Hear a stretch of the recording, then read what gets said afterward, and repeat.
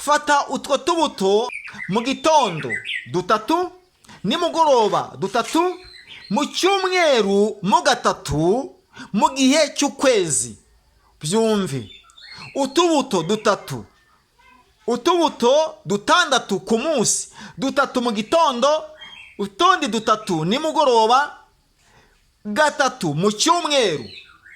Watoranyijemo iminsi ugomba kujya utunyweraho, ubikoreye mu gihe cy'ukwezi. Bavandimwe nkunda, ndanezerewe cyane kuba twongeye kubonana twese, duhurira hamwe twumva inyigisho yubaka ubuzima bwacu bwa buri munsi. Uwiteka abaha umugisha. Amazina yanjye ndi Pasiteri Jonas Uzabakiriho. Niba aribwo bwa mbere wagera kuri Channel TV, ndagusaba gukora subscribe kugira ngo ibiganiro bizajye bitegurwa bizajye bikugiriraho ku gihe.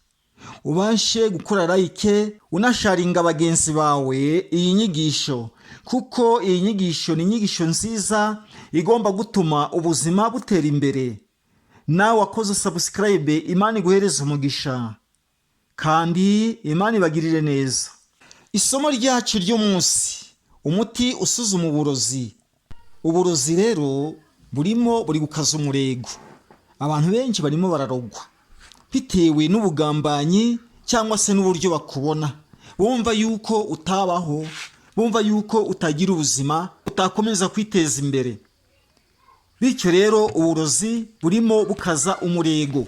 Nanjye ubwanjye nabateguriye inyigisho ijyana n'uburyo ugomba kwisuzuma uburozi, ukamenya niba barakuroze cyangwa se niba batarakuroze. Umuti ngiye kukubwira ni umuti usuzuma uburozi kandi ukanarogora. Utega amatwi wumve iyi video yose, uyirangize, uri buze kumvamo ubumenyi, uraza kuvanamo ubumenyi kugira ngo ubuzima bwawe butere imbere. Ukorera Imana ufite ubuzima, ukorera Imana ufite imbaraga, ukorera urugo rwawe, uzamura umuryango ufite imbaraga. Abone nubwo baba batakuroga, ariko hari n'abandi baroga, ukabasha kubagira inama no kubagezaho uyu muti mu gihe babe badafite ubushobozi bwo kuba bagira ku ikoranabuhanga cyangwa se bashyikira ubu butumwa binyuriye kuri channel yacu TV. Aho rero niho ugomba gutabarira umuntu wese bahaye uburozi, bitewe nuko uba wabonyeho bimwe mu bimenyetso turi buze kwigira hamwe. Ndibuze kubasobanurira ibimenyetso biranga umuntu wahawe uburozi. Yego, ugomba kumva ibyo bimenyetso ariko atari uburozi. By'umwihariko niba ibyo bimenyetso biranga uwo bahaye uburozi anari byo koko, ugomba gufata uwo muti usuzuma uburozi. Bityo noneho rero bikakwereka yuko uwo muntu ari uburozi bamuhaye cyangwa se akaba atari uburozi. Mbahaye ikaze kuri Channel TV. Uyu muti ngiye kukubwira ni umuti ufitiwe icyizere. Mu gihe uwukoresheje neza byabyara umusaruro, bityo ubuzima bwawe bugatera imbere n'ubw'abandi nabwo bugatera imbere.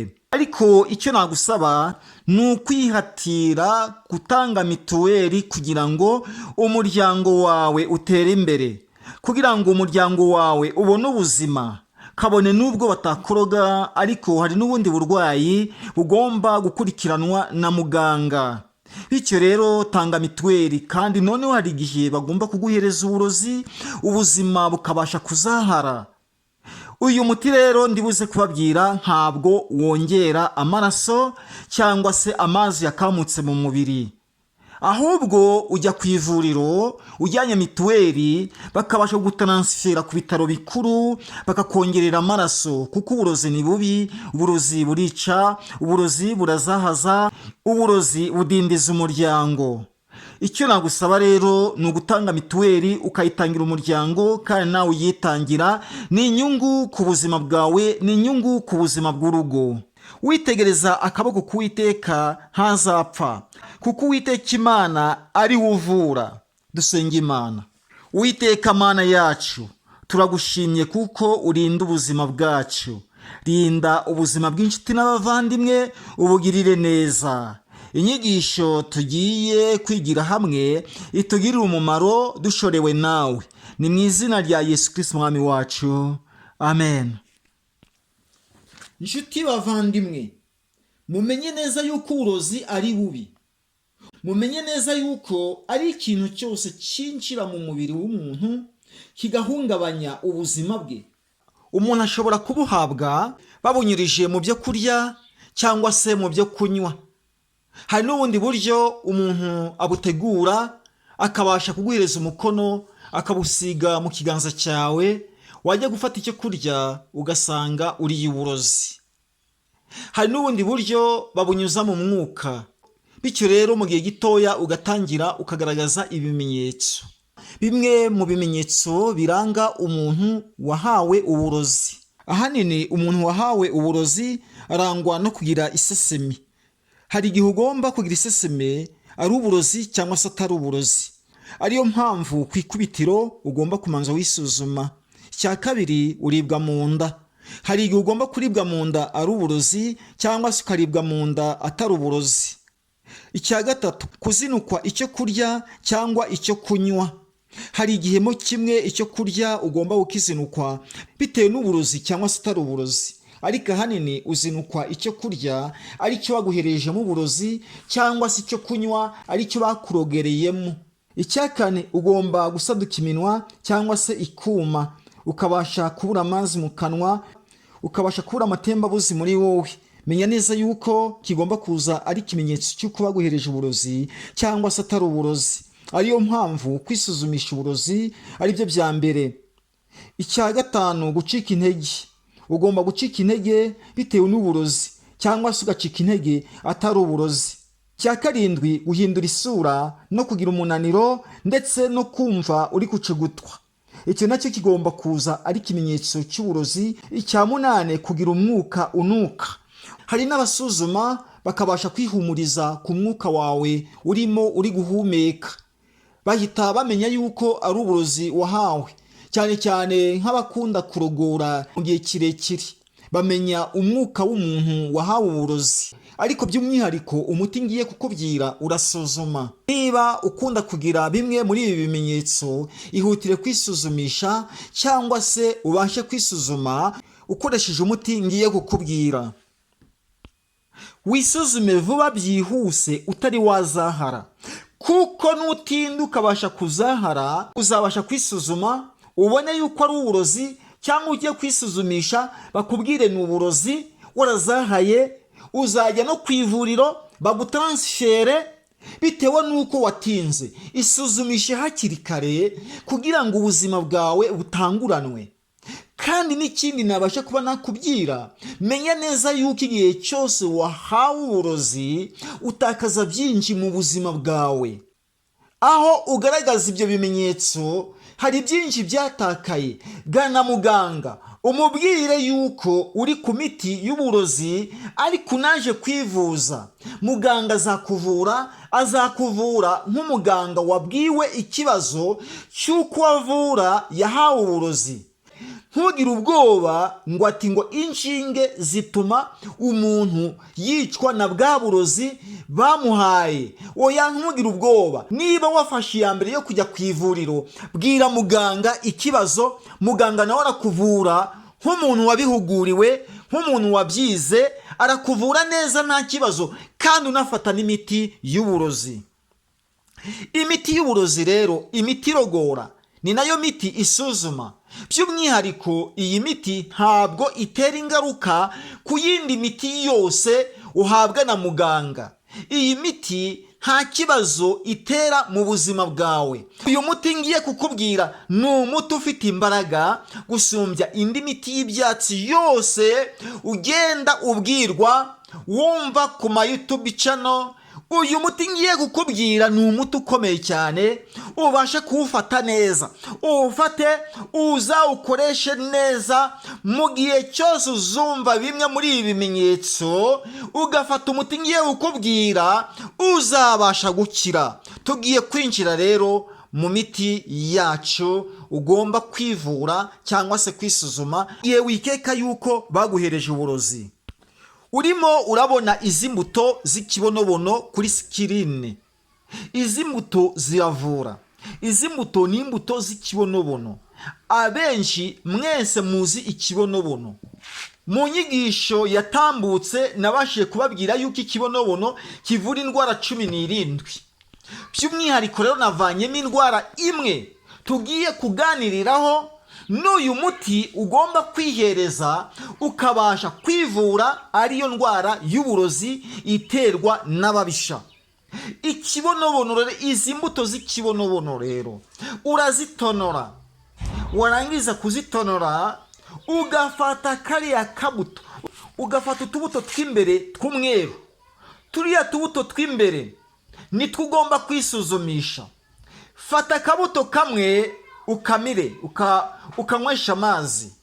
Niba ari uburozi, nta masegonda 30 agomba kurenga utarutse. Nihashira iminota myinshi, nta minota 2 iri buze kurangira utari waruka. Nirangira utari waruka, menya neza yuko atari uburozi. Nuza kuruka muri ayo masegonda cyangwa muri iyo minota nkubwiye, menya neza yuko ari uburozi. Fata utubuto 3 ku munsi, udufate mu gihe cy'iminsi 30. Udufata mu gitondo na nimugoroba, ubikore mu gihe cy'iminsi 30. Ufata utu tubuto tw'ikibonobono twa tundi watonoye, ujye ugerageza kudufata mu cyumweru mu 3, indi minsi uyisibe.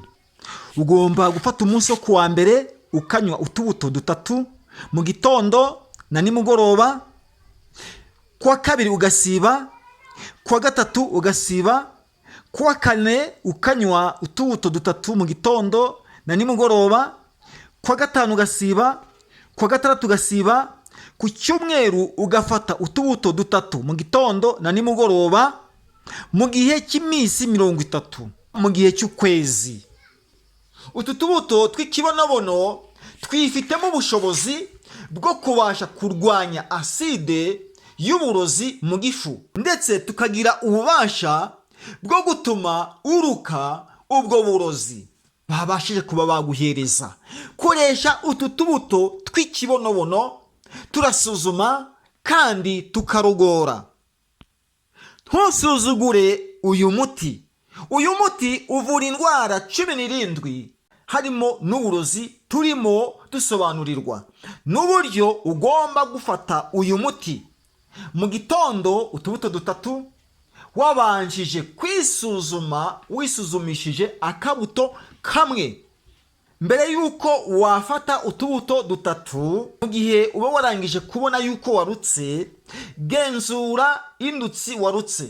Ariko nuruka ibintu birimo birenduka, bikururuka, uzamura bikazamukana, n'icyo uri kubisuzumisha kabone nubwo kaba ari agati, kagati ukaza ugakoza muri yandutsi, ukaza muri bya birutsi ukaza kubizamura, byose bikazamuka nka masitike, menya neza yuko ari uburozi. Tangira ufate twa tubuto 3 mu gitondo na nimugoroba, udufate mu gihe cy'iminsi 30. Fata utwo tubuto mu gitondo 3, nimugoroba 3, mu cyumweru mu 3, mu gihe cy'ukwezi. Byumve, utubuto 3, utubuto 6 ku munsi, 3 mu gitondo, utundi 3 nimugoroba, 3 mu cyumweru. Watoranyijemo iminsi ugomba kujya utunyweraho, ubikore mu gihe cy'ukwezi. Nurangiza ukwezi, ufata utwo tubuto tw'ikibonobono mu gihe wirogora. Nyuma yaho uzabashe gufata ifu y'amakara. Ifu y'amakara nayo ibasha koza mu nda. Ifu y'amakara nta kibazo itera. Ifu y'amakara ntabwo itera umwijima. Ifu y'amakara nta bundi burwayi buza ngo nuko wanyoye ifu y'amakara, kuko ifu y'amakara iza ku ikubitiro yo kurogora uburozi no kubasha koza mu nda. Koresha ifu y'amakara mu gihe uzaba urangije kunywa wa muti wa mbere, ukomoka mu mbuto z'ikibonobono. Ku munsi wa nyuma, ku munsi wa 30, fata ifu y'amakara ibiyiko 2 mu gikopu cy'amazi mu gitondo, nimugoroba ibiyiko 2 mu gikopu cy'amazi nimugoroba. Ubashe kunywa amazi adashyuhije. Uwo muti w'ifu y'amakara woza mu nda. Ubikore unywe mu gihe cy'iminsi 7 n'icyumweru. Ufata buri munsi, kuwa mbere mu gitondo na nimugoroba, kuwa kabiri mu gitondo na nimugoroba. Ubikore mu gihe cy'iminsi 7. Hehe no kongera kuribwa mu nda, hehe no kongera kurwana n'uburozi, bityo ubuzima bwawe butere imbere. Uwo ni umuti maze kukubwira. Imana ibahe umugisha, Imana ibahereze ubuzima bwiza. Mbikoze uko nk'uku kugira ngo tubashe gukorera Imana dufite ubuzima. Turwanye abatugenza, urwanye abaguhiga. Koresha uyu muti, biraguhereza icyizere cyuzuye. Nyuma yo kuwukoresha uzagira imbaraga, hehe no kongera kumva bya bimenyetso. Imana ibahereze umugisha, naho ubutaha.